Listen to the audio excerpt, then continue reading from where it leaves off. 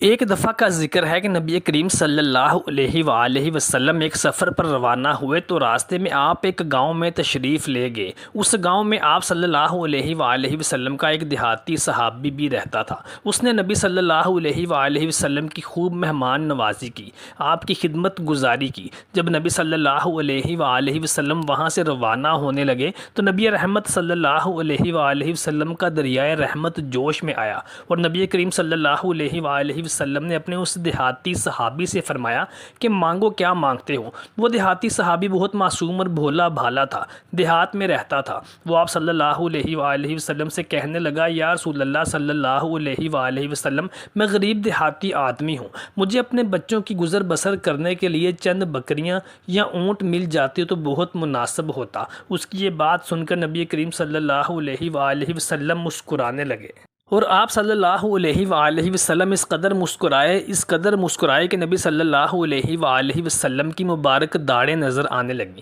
نبی کریم صلی اللہ علیہ وآلہ وسلم نے ارشاد فرمایا، اے میرے بھولے بھالے صحابی، تجھ سے اچھی تو حضرت موسیٰ علیہ السلام کے زمانے کی وہ بڑھیا ہی رہ گئی تھی جس نے حضرت موسیٰ علیہ السلام سے ایک بہت بڑی چیز مانگ لی تھی۔ تو وہ صحابی عرض کرنے لگے، یا رسول اللہ صلی اللہ علیہ وآلہ وسلم، حضرت موسیٰ علیہ السلام سے اس بڑھیا نے کیا مانگا تھا، اور وہ بڑھیا کون تھی جس کے بارے میں آپ صلی اللہ علیہ وآلہ وسلم ابھی ارشاد فرما رہے تھے؟ تو نبی رحمت صلی اللہ علیہ وآلہ وسلم نے حضرت موسیٰ علیہ السلام کا اور ایک بڑھیا کا واقعہ ارشاد فرمایا۔ نبی صلی اللہ علیہ وآلہ وسلم نے ارشاد فرمایا، جب موسیٰ علیہ السلام مصر سے واپس شام جانے کے لیے نکلے تو علیہ السلام اپنے ساتھیوں کے ہمراہ راستہ بھول گئے۔ بہت کوششوں کے باوجود راستہ نہ ملا تو حضرت موسیٰ علیہ السلام سمجھ گئے کہ یہ راستہ ہمیں کیوں نہیں مل رہا۔ انہوں نے اپنے اصحاب سے مشورہ کیا تو انہوں نے بتایا کہ حضرت یوسف علیہ السلام نے وصیت کی تھی کہ جب بھی تم لوگ مصر سے واپس اپنے آبائی وطن ملک شام جانے کے لیے مصر سے نکلو تو مصر سے میرے جسد خاکی کو بھی اپنے ساتھ لے کر جانا اور وہاں دفنا دینا۔ شاید یہی وجہ ہے کہ ہمیں راستہ نہیں مل رہا۔ حضرت موسیٰ علیہ السلام نے کہا کہ حضرت یوسف علیہ السلام کی قبر مبارک کہاں ہے؟ تو پتہ چلا کہ حضرت یوسف علیہ السلام کی قبر مبارک کا کسی کو بھی پتہ نہیں ہے۔ ہاں، ایک بڑھیا ہے جو کہ اس بات کا دعویٰ کرتی ہے کہ اس کو حضرت یوسف علیہ السلام کی قبر کے بارے میں معلوم ہے۔ حضرت موسیٰ علیہ السلام نے اس بڑھیا سے حضرت یوسف علیہ السلام کی قبر مبارک کے بارے میں دریافت فرمایا تو اس نے کہا کہ میں ایک شرط پر ہی حضرت یوسف علیہ السلام کی قبر مبارک کے بارے میں آپ کو بتاؤں گی۔ موسیٰ علیہ السلام نے اس بڑھیا سے کہا کہ تمہاری کیا شرط ہے؟ شرط دریافت کی تو اس بڑھیا کی شرط سن کر حضرت موسیٰ علیہ السلام حیران رہ گئے۔ وہ بڑھیا کہنے لگی کہ میری شرط یہ ہے کہ مجھے جنت میں حضرت موسیٰ علیہ السلام کا پڑوس نصیب ہو۔ جب حضرت موسیٰ علیہ السلام نے یہ سنا تو انہوں نے کہا کہ اے بڑھیا خاتون، یہ تو میرے بس میں نہیں ہے،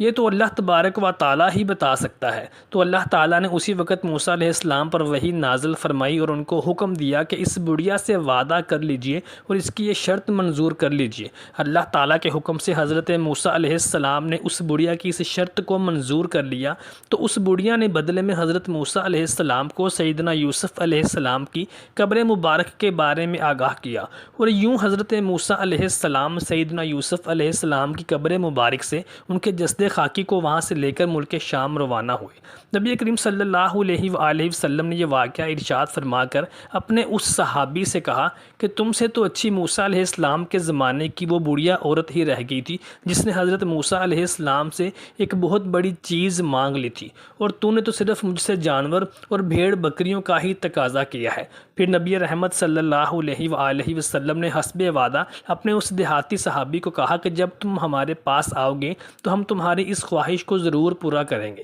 چنانچہ کچھ عرصے کے بعد ہی وہ دیہاتی صحابی حضرت نبی صلی اللہ علیہ وآلہ وسلم کی بارگاہ میں مدینہ منورہ حاضر ہوا تو نبی کریم صلی اللہ علیہ وآلہ وسلم اس کو دیکھ کر اور اس کو مل کر بے انتہا خوش ہوئے، اور آپ صلی اللہ علیہ وآلہ وسلم نے اس کی خاطر مدارت کی اور اس کو جانوروں اور بھیڑ بکریوں سے نوازا۔ صحیح مسلم اور امام بخاری کی روایت ہے کہ نبی صلی اللہ علیہ وآلہ وسلم کے ایک صحابی حضرت ربیع جو کہ نبی صلی اللہ علیہ وآلہ وسلم کی خدمت پر مامور تھے اور وہ آپ صلی اللہ علیہ وآلہ وسلم کو وضو کروایا کرتے تھے۔ ایک دن نبی کریم صلی اللہ علیہ وآلہ وسلم ان کے ہاتھ سے وضو فرما رہے تھے کہ آپ صلی اللہ علیہ وآلہ وسلم کا دریائے رحمت جوش میں آیا تو حضور صلی اللہ علیہ وآلہ وسلم نے ان سے کہا کہ ربیہ سوال کرو، مانگ تو کیا مانگتے ہو؟ تو حضرت ربیہ رضی اللہ تعالیٰ عنہ عرض کرنے لگے، یا رسول اللہ صلی اللہ علیہ وآلہ وسلم، مجھے جنت میں آپ صلی اللہ علیہ وآلہ وسلم کا پڑوس چاہیے۔ تو نبی کریم صلی اللہ علیہ وآلہ وسلم نے ارشاد فرمایا،